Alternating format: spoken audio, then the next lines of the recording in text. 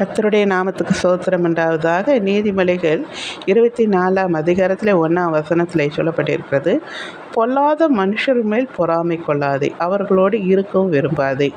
நான் இது யோசித்து பார்க்கும்போது, பொல்லாத மனுஷர்கள் மேலே எதுக்கு பொறாமை கொள்ளணும்? அவன் வந்து பொல்லாதவனாச்சு, அது அவன் மேலே என்ன பொறாமை வரப்போகுது அப்படின்னு யோசித்தேன். அவர்களோடு இருக்கவும் விரும்பாதே, அவன்கிட்ட போய் யாராவது இருக்க விரும்புவாங்களா அப்படின்னு எனக்குள்ளே தோணுச்சு. அப்புறம் தான் ஆண்டவர்கிட்ட கேட்டேன், ஆண்டவர் இதுக்கு என்ன, எனக்கு ஒன்றும் புரியல அப்படின்னு. அப்போ தான் ஆண்டவர் சொன்னார், நிறைய பெண் பிள்ளைகள் பார்த்திங்கன்னா அவங்க அந்த மாதிரி ரவுடி கல்யாணம் பண்ணிக்கணும், அவன் ஒரு கேடி, அவன் ஒரு ரவுடின்னு தெரிஞ்சும் அவனை கல்யாணம் பண்ணிக்கணும், அவங்களோட இருக்க விரும்புகிறாங்க. இப்போ ஒரு குடிகாரன்னு தெரிஞ்சும் அவனை கல்யாணம் பண்ணிக்கிறாங்க. ஒரு பொல்லாதவன் தெரிஞ்சும் அவனை விரும்புகிறதும் அவன்கிட்ட இருக்கணும்னு விரும்புகிறது.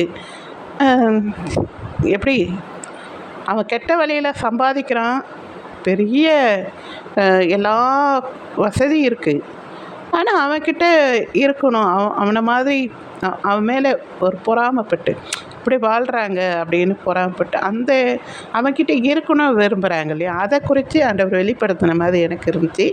இன்னொன்று வந்து நீதிமொழிகள் 3ஆம் அதிகாரத்தில் 31ஆம் வசனத்தில், கொடுமை உள்ள மேல் பொறாமை கொள்ளாதே, அவருடைய வழிகளில் ஒன்றையும் தெரிந்து கொள்ளாதே அப்படின்னு சொல்லப்பட்டிருக்கிறது. கொடுமை உள்ளவன் மேல் பொறாமை கொள்ளாதே. நாம் அவனுக்கு ஒரு தலைவலி கூட வரமாட்டானுது. அதாவது அவ்வளோ பாவம் செய்கிறாங்க. கொடுமை உள்ளவன்னா அப்படி தானே, ஒரு துன்மார்க்கன், அவன் மேலே பொறாமை கொள்ளாதே, அவனுடைய வழிகளும் ஒன்று தெரிந்து கொள்ள விரும்பாதே.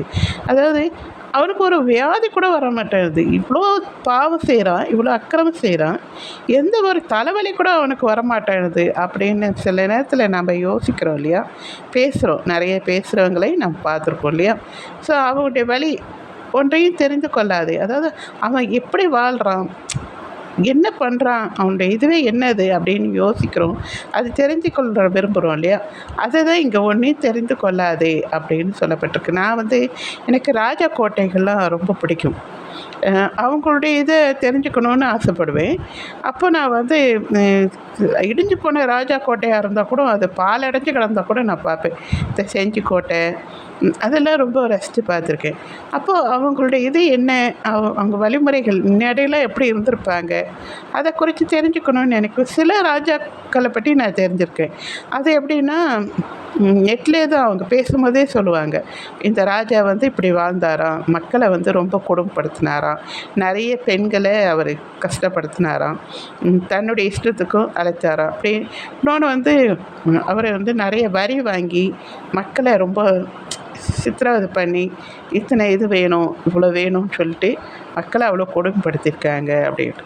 ஸோ அப்போ மக்களுடைய சாபம், அது பெண்களுடைய சாபம்லாம் இவர் மேலே பழித்து இவருடைய இதுவே அழிஞ்சு போச்சு, இப்படி வம்சமே அழிஞ்சு போச்சு, இவர் என்ன ஆனார், இவருக்கு வியாதி வந்து இப்படி லாஸ்ட்டில் எல்லாமே இழந்து இந்த மாதிரி காணப்பட்டார் அப்படிலாம் அவரை பற்றி சொல்லும் போது நான் அப்போ யோசிப்பேன், ஸோ இதுதான் சொல்லப்பட்டிருக்குதோ, கொடுமை உள்ள மேல் பொறாமை கொள்ளாதே, அவருடைய வழிகளில் ஒன்றையும் தெரிந்து கொள்ளாதே. அப்புறமேட்டு எனக்கு ரொம்ப கஷ்டமாயிடுச்சு, சரி இவங்கெல்லாம் எப்படி வாழ்ந்திருப்பாங்க, சில இதெல்லாம் நான் யோசித்து பார்த்தபோது அவங்கள வந்து தெரிஞ்சுக்கணுன்னு விரும்பினமே, ஆனால் தெரிஞ்சுக்கிட்டால் இவ்வளோ கஷ்டமாக இருக்கே. அதாவது இப்படியெல்லாம் மனுஷனுங்களை கஷ்டப்படுத்தியிருக்காங்களே ராஜாக்கள், அந்த ராணிகள், அவங்க வாழ்ந்த அவங்க வந்து ஏழைகளை செய்த தீங்கெல்லாம் நினைக்கும் போது ரொம்ப கஷ்டமாக இருக்கும். சில ராஜா கோட்டையெல்லாம் எப்படி சொல்கிறது, பார்க்குறதுக்கு ரொம்ப ரொம்ப பாலடைஞ்சு, அதாவது ஆண்டவருடைய கோபம் அவங்க மேலே தங்கின மாதிரி இருக்கும். எல்லாருடைய கோட்டையும் எடுத்துக்கோங்களேன், எல்லாருடைய கோட்டைகளும் விக்கிரகங்கள் இருக்கும். அவங்க நிறைய விக்கிரகங்களை பரப்புனாங்க, எல்லா இடத்துலையும் விக்கிரகம் கோயில் எல்லாம். அவங்க ராஜா கோட்டையிலே பாருங்கள், 4 பக்கமும் 4 அந்த செவுரு, அது கோபுரம், இதெல்லாம் பார்க்கும்போது அவங்க உள்ளே இருந்தது கோயில், அவங்க அந்த அந்த அந்த அவங்க ஊருக்குள்ளேயே நிறைய அங்கங்கே கோயில், இந்து கோயில், விக்கிரக கோயிலை கட்டி இது. அப்போ கடவுளுக்கு விரோதமான காரியங்கள் அவங்க நிறைய பரப்பியிருக்காங்க. ஸோ அப்போ அது வந்து அது ஆண்டவருக்கு பிடிக்காது இல்லையா.